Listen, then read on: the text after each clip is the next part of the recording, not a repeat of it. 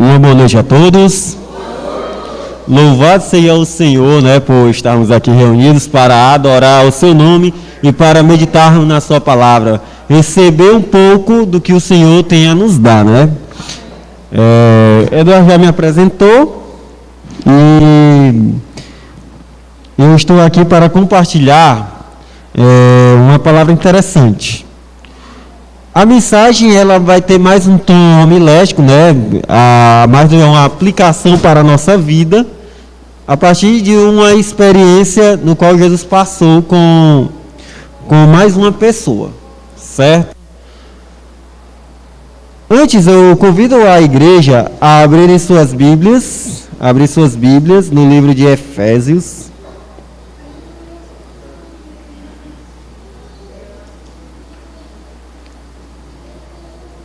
Efésios capítulo 2, versículo 11.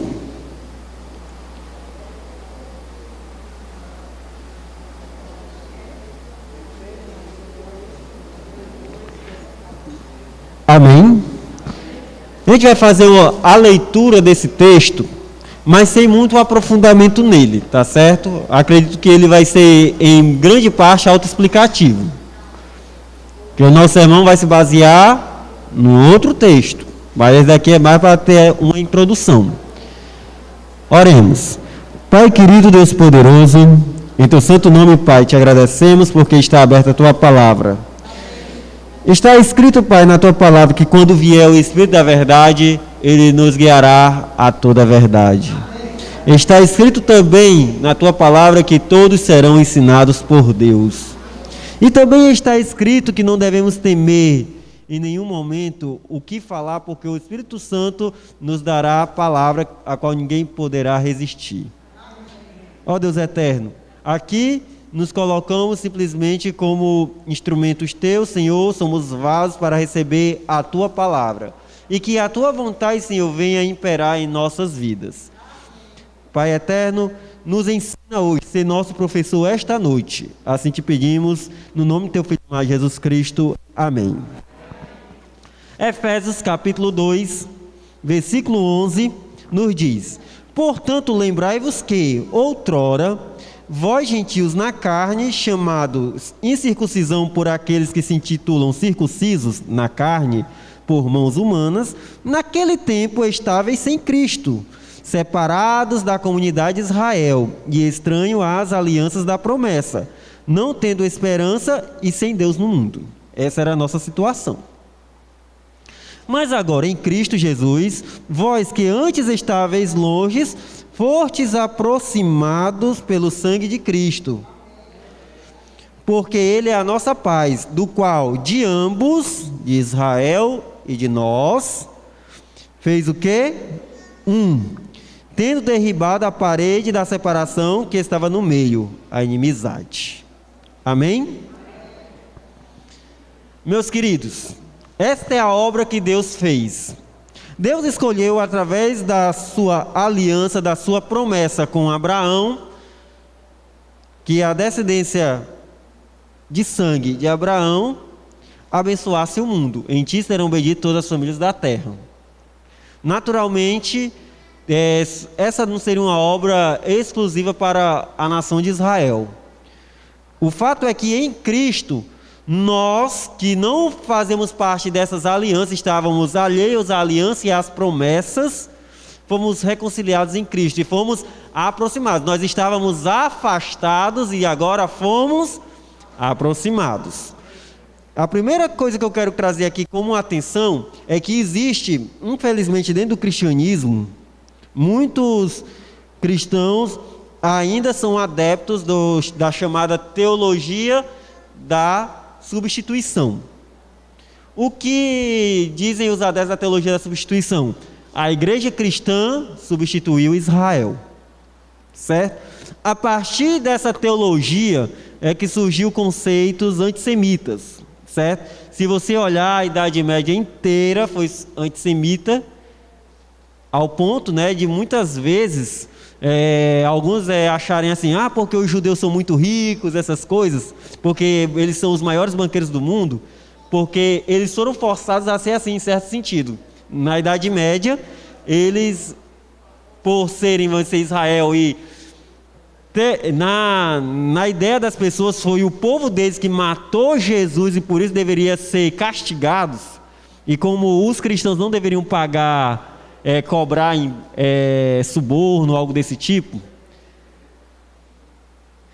eles ficaram destinados a fazer esse trabalho e serem amaldiçoados pelas outras pessoas. Eles se acostumaram com isso, aprenderam a ganhar dinheiro e aprenderam a emprestar aos reis e se tornaram os banqueiros do mundo. Porém, na história, a Alemanha mais recente, século XX, a Alemanha acusava, principalmente o partido nazista, de que os judeus eram o culpado lá da crise econômica da Alemanha, dizendo que os judeus, os banqueiros no caso, os ricos, tinham roubado as riquezas do país. Aí a gente conhece a história, o que aconteceu. Tudo começou por uma teologia errada, teologia da substituição. Então, o que a Bíblia está dizendo não é que a igreja cristã substituiu Israel. Agora a igreja cristã e Israel ficou para trás. Deus esqueceu de Israel. Deus amaldiçoou Israel. Isso contraria até Romanos 11. Deus não esqueceu o seu povo. Mas o que aconteceu é que nós, gentios, fomos aproximados. Nós é que estávamos afastados, nós que estávamos alheios às promessas, às alianças, e através do sangue de Cristo Ele nos uniu, nos juntou. Olha aqui, se você olhar o versículo 12, está dizendo a nossa situação inicial, e depois o versículo 13 diz que em Cristo Jesus nós fomos aproximados pelo sangue dele. Aproximados. Então, lembrando a parábola que Paulo cita lá em Romanos 11, da oliveira, nós fomos enxertados. A oliveira é Cristo, tem os galhos originais e tem os galhos enxertados. Esses somos nós, os enxertados. Deus não esqueceu o seu povo, a nação de Israel, mas também Deus nos abençoou para cumprimento da sua promessa com Abraão. Por isso que eu digo que nós somos o Israel de Deus, aquele que vive pela fé no Senhor Jesus Cristo e guarda os mandamentos de Deus. Amém? Glória a Deus. A igreja cristã, nesse sentido, nesses termos, é o Israel de Deus, como o próprio Paulo fala no livro de Gálatas. Gálatas, só voltando uma página, praticamente. Gálatas capítulo 6. Versículo 6, versículo 16, capítulo 6, versículo 16, que diz assim: e a todos quantos andam de conformidade com esta regra, paz e misericórdia seja sobre eles e sobre o Israel de Deus. E que nem Paulo fala também no livro de Filipenses capítulo 3, versículo 2, falando acerca dos falsos mestres que existia dentro mesmo do judaísmo, que ele fala o seguinte: acautelai-vos dos cães, acautelai-vos dos maus obreiros, acautelai-vos da falsa circuncisão. Por quê? Porque nós é que somos a circuncisão, nós que adoramos a Deus no Espírito e nos gloriamos em Cristo Jesus e não confiamos na carne. Nós somos a verdadeira circuncisão, porque fomos aproximados em Cristo e vivemos pela fé no Espírito Santo, não confiando nos nossos méritos, mas nos méritos de Cristo. Amém? Deus não esqueceu o seu povo e Ele nos aproximou. Por isso, nós somos o Israel de Deus, somos aproximados à comunidade de Israel. Amém? Pelo sangue de Cristo. Mas isso só foi uma introdução. O ponto real da nossa mensagem, embora eu possa trazer essa mesma mensagem dessa introdução bem rápida, com um aprofundamento bem maior, mas o que eu vou trazer vai ter mais uma abordagem mais homilética, de trazer uma aplicação especial para nós hoje. Abram suas Bíblias no Evangelho de Marcos, certo? Evangelho de Marcos, capítulo 7. Antes, me permita contar aqui o contexto antes de chegar nessa história. Jesus Cristo, em um determinado momento, Ele fez o seu milagre, a primeira multiplicação de pães.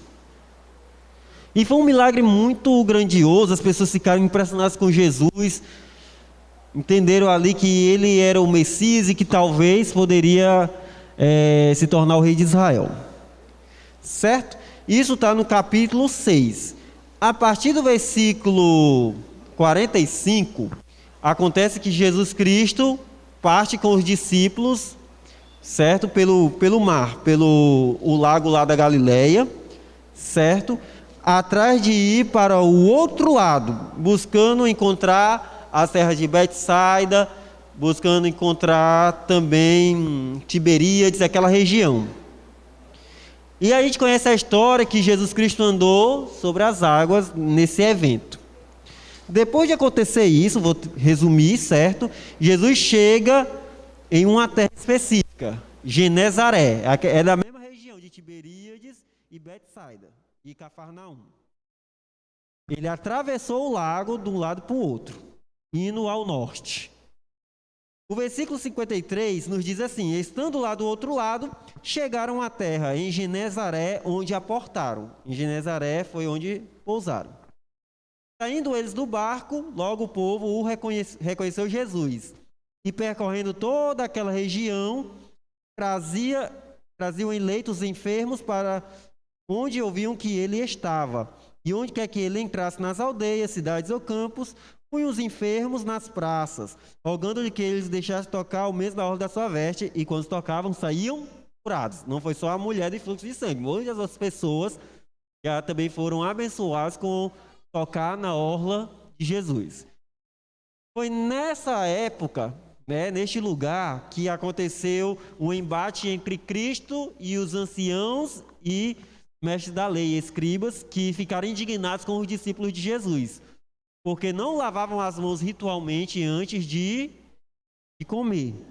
Porque geralmente havia uma tradição, eu acho que hoje em dia não levam tanto em conta, mas o povo judeu tinha uma tradição de que se você entrasse em contato com um gentil, com um estrangeiro, você ficava cerimonialmente impuro.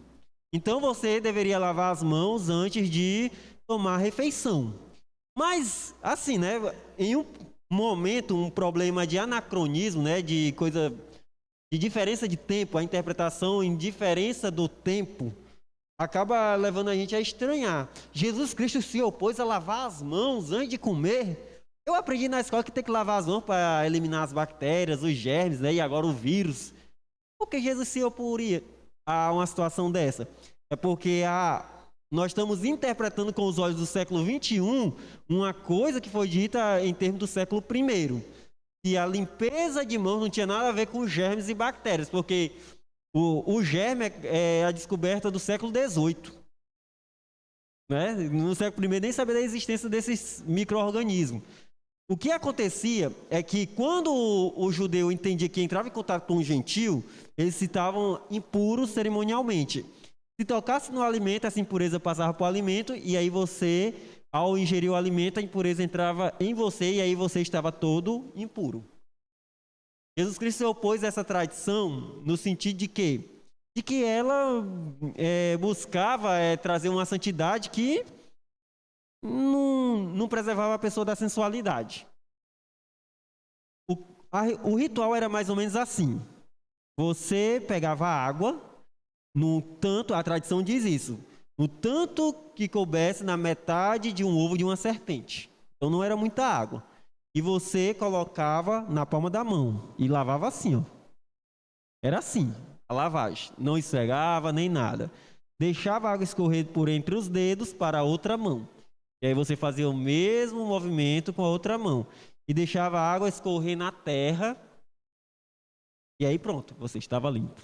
Cerimonialmente, de acordo com esta tradição, Jesus Cristo se opôs. Não quero entrar em detalhes dessa história, porque o mais importante é o que vem, que é o versículo 24, que é o ponto da nossa pregação. Versículo 24 nos diz assim: levantando-se, partiu dali para as terras de Tiro e Sidom. Tendo entrado numa casa, queria que ninguém o soubesse. No entanto, não pôde ocultar-se. porque uma mulher cuja filhinha estava possessa de espírito imundo, tendo ouvido a respeito dele, veio e prostou-se-lhe aos pés. Esta mulher era grega, de origem ciro-fenícia, e rogava-lhe que expelisse de sua filha o demônio. Mas Jesus lhe disse: deixa primeiro que se fartem os filhos, porque não é bom tomar o cão dos filhos e lançá-lo aos cachorrinhos. Ela, porém, lhe respondeu: sim, Senhor, mas os cachorrinhos debaixo da mesa comem das migalhas das crianças. Então lhe disse: por causa desta palavra, podes ir. E o demônio já saiu de sua filha.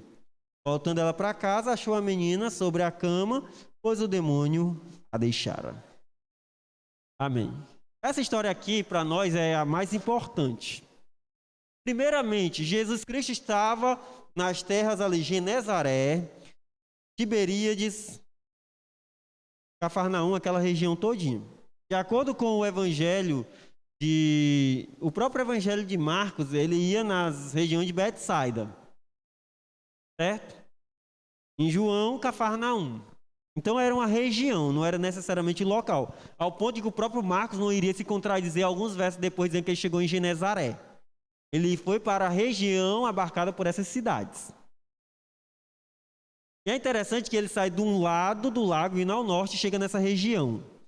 Depois que eles fazem toda aquela situação lá com os milagres, depois do debate com os anciãos, Jesus sobe mais ao norte, saindo da região da Galileia, que era o limite de Israel, e vai para uma terra estrangeira, as terras de Tiro e Sidom. Tiro foi capital da Fenícia, certo? Fenícia foi um grande reino que existiu no mundo antigo. Atribui-se aos fenícios o alfabeto que deu origem ao nosso alfabeto, certo? Os fenícios, eles não tinham uma grande extensão de terra, mas eles tinham várias cidades localizadas ao longo do Mediterrâneo, tanto na costa do Oriente Médio, né, da Ásia, como também na Europa, como na África. Eram vários lugares e ilhas que tinham domínio fenício. Na Bíblia conhecemos, por exemplo, que o rei de Tiro, Irão, ele fez aliança com Davi e Salomão e ajudou a enviar tanto materiais, cedro, né? Essa região do Tiro, que era a antiga Fenícia, hoje é o atual Líbano, levava os cedros para a construção do templo lá de Jerusalém, por Salomão. E também levou obreiros, artífices que poderiam construir os utensílios lá do templo. Mas nem sempre Tiro foi um povo amistoso, amigo com Israel. Muitas vezes foram inimigos, certo? E é interessante que, ao longo da história, com exceção desse momento da aliança com Salomão, Tiro foi inimigo. Então Israel, os judeus posteriormente também, tinham um receio desse povo, porque foram inimigos, eram gentios. Mas Jesus foi para a terra de gentios. Muito provavelmente, para Jesus chegar lá e hospedar-se numa casa, ele deveria ter discípulos naquela região. O que é que poderia ser? Poderia ser judeus morando nessa região ou prosélitos que moravam lá. Prosélito é um gentio que se converteu ao judaísmo. E chegou lá, Jesus Cristo estava ensinando a comunidade lá próximo. Mas tinha uma mulher estrangeira, que não era do povo de Israel, que estava lá, ouviu da história de Jesus, dos milagres que Jesus fazia e desejava uma bênção, a cura da sua filha, a libertação do demônio sobre a vida dela. Essa mulher é de origem ciro-fenícia, certo? Aqui nos diz, ciro-fenícia. Lá no Evangelho de Mateus, ela é chamada de mulher cananeia. Um termo que não era, nos dias de Jesus, tão utilizado. O povo de Canaã. Era um termo que já era inutilizado por muito tempo. Mas ali no livro de Mateus aparece o termo cananeia, mas com um tom mesmo de desprezo com relação àquela mulher. Era, vamos dizer assim, apagando as pagãs. Agora imagine a situação. Essa mulher chega desesperada, tentando receber a bênção do Senhor. Nós temos sempre aquela visão de que Jesus era amoroso, bondoso, né? Mas quando a gente lê esse trecho, a gente estranha, porque Jesus parece muito grosseiro com aquela mulher. E parece que ele despreza a mulher somente por ser estrangeira, parece que ele está praticando xenofobia. Olha as palavras, versículo 27. Mas Jesus lhe disse: deixa primeiro que se fartem os filhos. O povo de Israel, nação, os judeus, os filhos. Deixe que primeiro se fartem os filhos, porque não é bom tomar o pão dos filhos e lançá-lo aos cachorrinhos. Imagine você esperar de alguém um favor, você está necessitando muito e a pessoa lhe despreza. Dá prioridade a outros, essa pessoa, não a você, sendo que você está precisando urgente dela. E além do mais, lhe chama de cachorrinho. Como você se sentiria? Muito provavelmente, na nossa decepção, transformaríamos essa decepção em orgulho e estaria indignado e deixava para lá. Ah, me tratou desse jeito, não merece a minha atenção, não merece a minha admiração. Imagine isso. Mas a mulher, ela insiste. Ela diz o quê? Sim, Senhor, mas os cachorrinhos debaixo da mesa comem das migalhas das crianças. Ela aproveitou a aparente humilhação e deu a volta por cima. O mais interessante é que em qualquer embate que Jesus Cristo teve com as pessoas, Jesus Cristo sempre ficou com a palavra final. Nenhum fariseu, nenhum escriba, nenhum mestre da lei, nenhum ancião conseguia calar Jesus. Jesus sempre finalizava com a palavra e checkmate. Mas aqui a mulher deu a palavra e Jesus Cristo calou, não insistiu. Antes, Jesus Cristo abençoou a mulher. Amém? Que lição é que nós devemos aprender aqui? É que nós devemos buscar o Senhor sempre que a gente puder. Agarrar Ele como Jacó agarrou o anjo. Não abandonar em um instante. Parece que Deus não ouve nossas orações. Às vezes ficamos desesperados, chateados, indignados. Às vezes lembramos o quão bons somos e por que Deus despreza tanto a nós. Às vezes pensamos assim, né? Ora, eu sou tão fiel a Deus, eu sou dedicado na causa de Deus, eu não vivo uma vida de pecados e Deus não ouve minha oração. Mas só que a gente não deve esquecer que uma oração Jesus Cristo fez para Deus e Deus não atendeu a oração. Pai, se possível, passe de mim este cálice. Deus não atendeu essa oração de Jesus. Então, da mesma forma, a gente precisa ter um pouco de paciência. Jesus Cristo ali estava querendo dar uma lição aos discípulos que estavam ao redor. Demonstrar aquela fé daquela mulher estrangeira, sirofenícia, grega, cananeia. Para mostrar que é possível encontrar fé além dos limites de Israel. Amém? Uma fé verdadeira, uma fé genuína, uma fé que transpõe montanhas, uma fé salvadora. E é interessante que salvação é sinônimo de cura. A filha dela foi curada e salva. Meus queridos, me permita trazer aqui um comentário sobre o termo cachorrinho. Cachorrinho. Jesus Cristo, ele era judeu, mas qual era a língua que Jesus falava? Aramaico, muito bem. Ele falava hebraico também, mas o hebraico, desde aqueles tempos até hoje, é uma linguagem mais religiosa, uma linguagem que se diz na sinagoga quando vai ser lida as escrituras. Mas no dia a dia, o judeu do primeiro século, né, na região ali de Israel, falava aramaico. E não somente eles, mas também essa região da Sirofenícia e outros locais falavam a mesma língua. Jesus Cristo falava aramaico. E quando ele falou cachorrinhos, devemos entender que ele falou isso em aramaico, não em grego. A Bíblia foi escrita, o Novo Testamento em grego, porém, as palavras de Jesus não foram em grego, foram em aramaico. E quando ele fala cachorrinho, ele usa uma palavra chamada, em hebraico, aramaico, Kalev. Kalev, ou Caleb.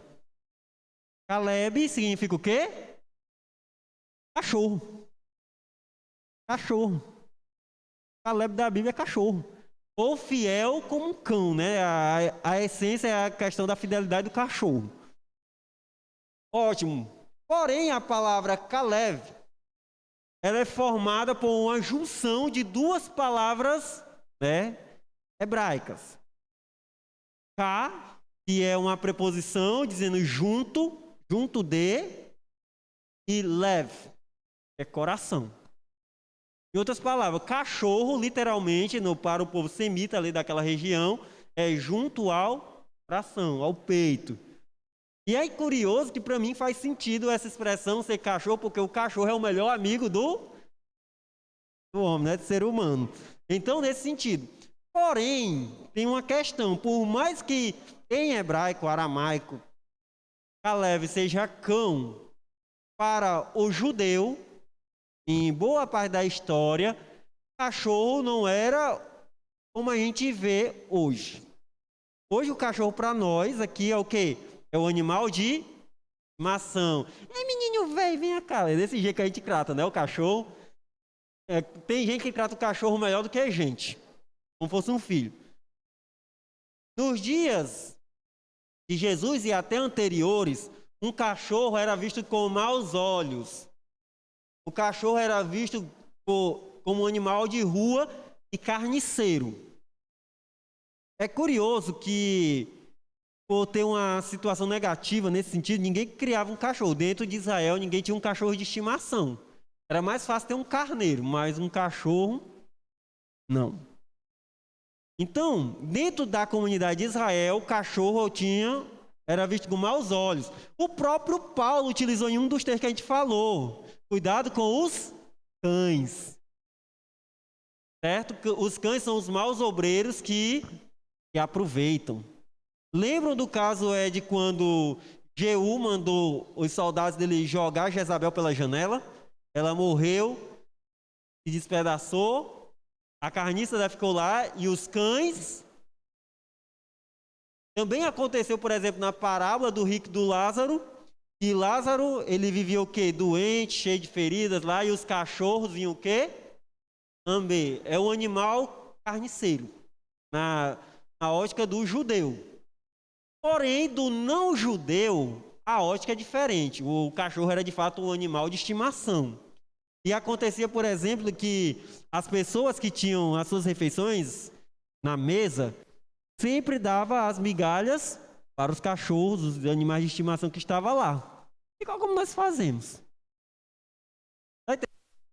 Quando Jesus Cristo fala, na perspectiva de um judeu, não é bom tomar o pão dos filhos e lançá-lo aos cachorros. Na perspectiva do judeu, isso é um desprezo. Os filhos é o povo de Deus e os cachorros são os estrangeiros. Jesus Cristo veio primeiro para a casa de Israel. É nesse sentido que ele queria dizer. Mas a mulher responde da perspectiva de um gentil, quando entendia a ideia do cachorro. O cachorro é um ser querido. E por mais que um cachorro não seja melhor do que os filhos, um cachorro sempre desfruta de alguma bênção que respinga, que vem um dos filhos, né? Que caiu sobre os filhos. Os filhos são alimentados e os cachorros também são alimentados. Não talvez na melhor qualidade, mas são alimentados. Então observa a fé dessa mulher. Ela enxerga o melhor diante da situação.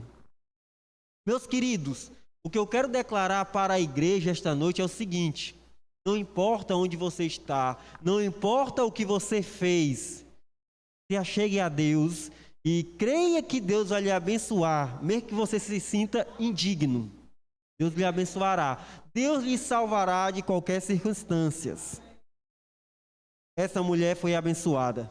Deus curou a filha dela. Mas uma coisa me traz à memória, sabe o que é? Caleb. Caleb lembra qual personagem da Bíblia? Caleb, abram a Bíblia de vocês no livro de Números, capítulo 13. Vamos ler só uma genealogia. 13. Números 13, certo? Sobre a lista dos 12 espias, certo? Um foi selecionado para ser representante de cada uma das tribos de Israel. Um representante de uma das 12 tribos. Capítulo 13, no versículo 6, nos diz o seguinte: para representar Números 13, capítulo 13 e o verso 6. Números, capítulo 13, versículo 6. E aqui nos traz a lista dos espias, né, dos 12 que foram escolhidos. E nos diz com referência à tribo de Judá. Da tribo de Judá, quem vai representar? Caleb, filho de quem? Essa informação é importantíssima. Caleb, quem lembra Caleb significa o quê? Significa o quê? Cachorro. Caleb significa cachorro. Lembra da mulher cananeia? Cachorro. Ele era filho de quem? Jefoné. E ele estava representando qual tribo? Judá. Avance aí para o capítulo 32 de Números.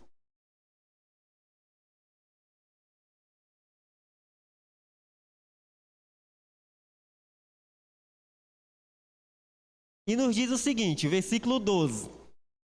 Uma informação.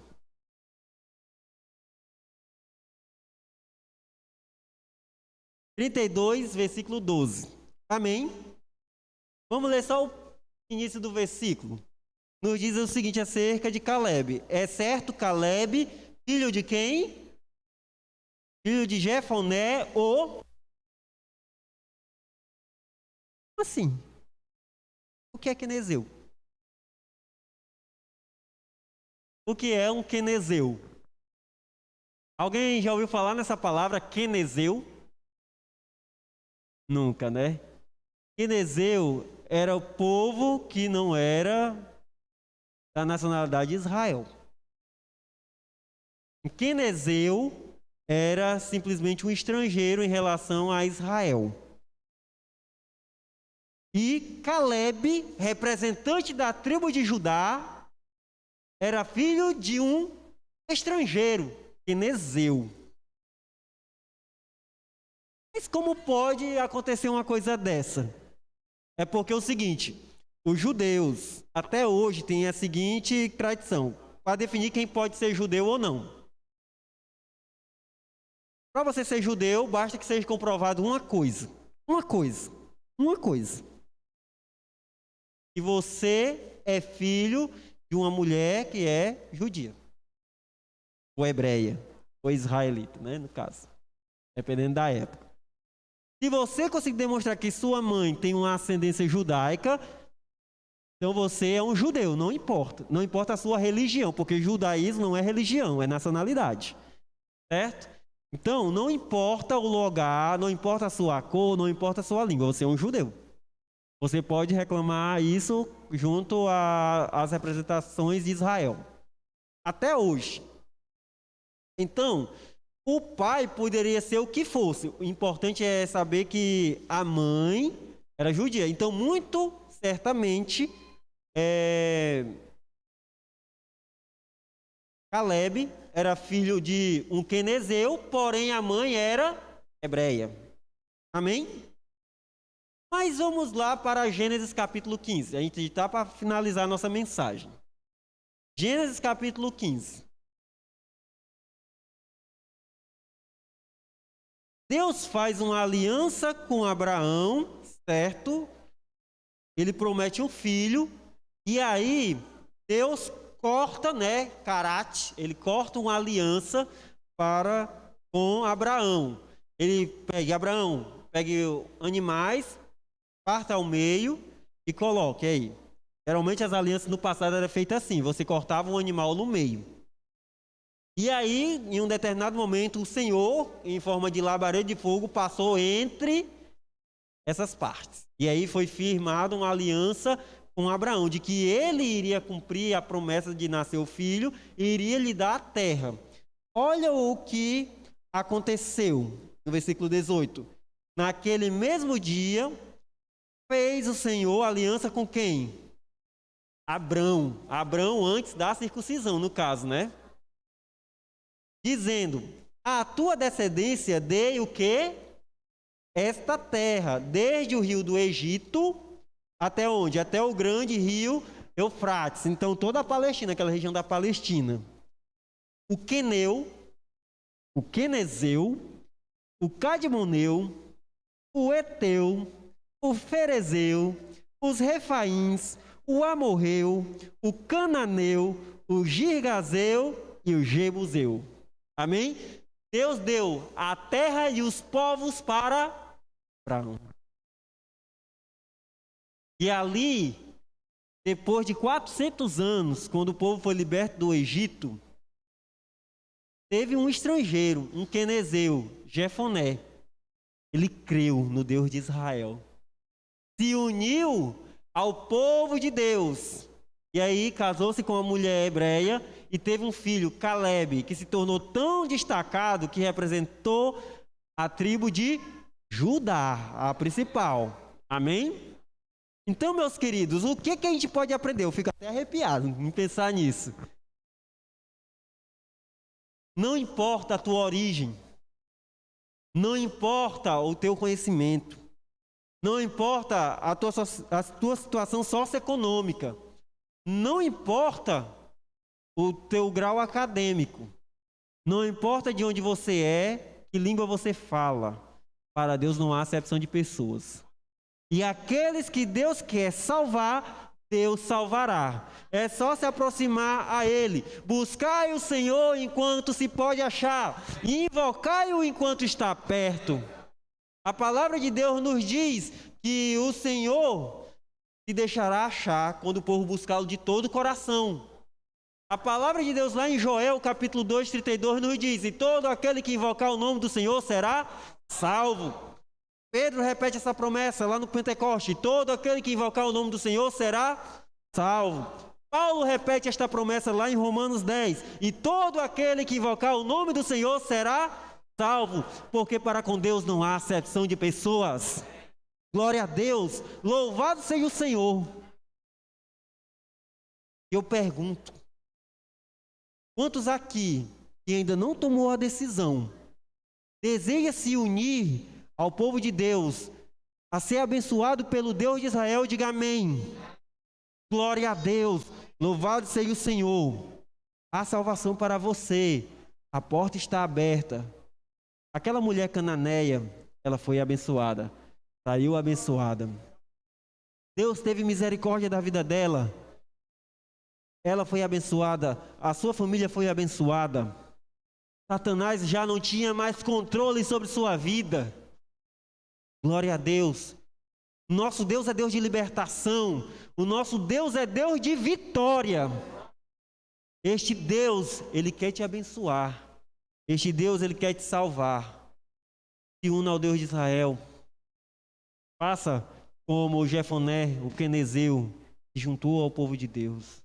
Faça como a mulher cananeia, com ousadia se achegou a Deus. E para finalizar, o último versículo da noite. Hebreus, capítulo 4.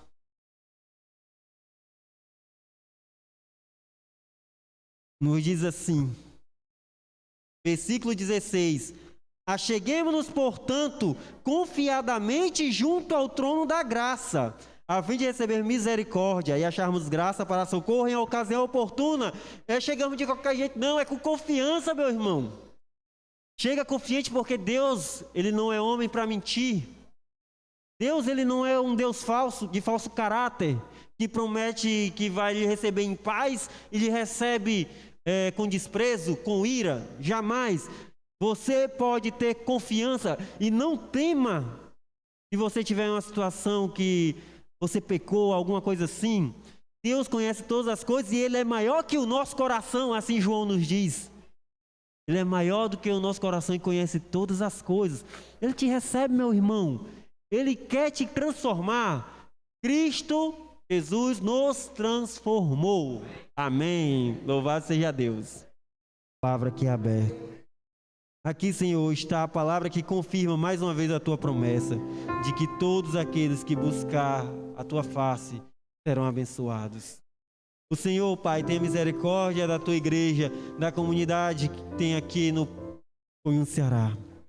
Que teu Espírito Santo, Pai, permeie cada um dos nossos irmãos aqui presentes e também, Senhor, toque os corações daquela igreja virtual, aqueles que estão nos assistindo neste momento. Deus eterno, o teu Espírito Santo, Senhor, nos transforme, molde nosso coração, transforma o coração duro de pedra, um coração que é revoltado e que não tem desejo de lhe obedecer os mandamentos, Senhor, num coração de carne, um coração que pulsa vivamente para a tua honra e glória, desejoso de te servir, de te amar, de te glorificar e de testemunhar do teu amor. Ó Deus eterno, esta obra é maravilhosa, uma obra do teu Espírito Santo, não é por força nem por poder, mas pelo teu Espírito Santo, Pai. Que o Senhor abençoe cada um. O Senhor conhece a necessidade de cada um, Pai. O Senhor conhece as dores, as lutas que cada um passa, Senhor. Mas também, Senhor, nós sabemos que Tu és o Deus de misericórdia, o Deus de vitória, Senhor, o Deus de salvação, o Deus de glória.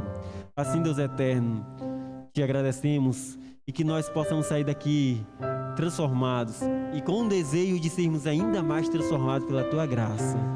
Nos leve em paz, Senhor, aos nossos lares. Abençoe nossas famílias que ficaram em nossos lares.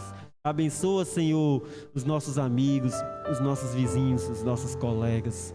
E assim, Pai eterno, que nós sejamos testemunha do Teu amor. Te pedimos assim, em nome do Senhor Jesus Cristo, Teu Filho amado, que vive e reina para todo sempre. Amém. Louvado seja Deus.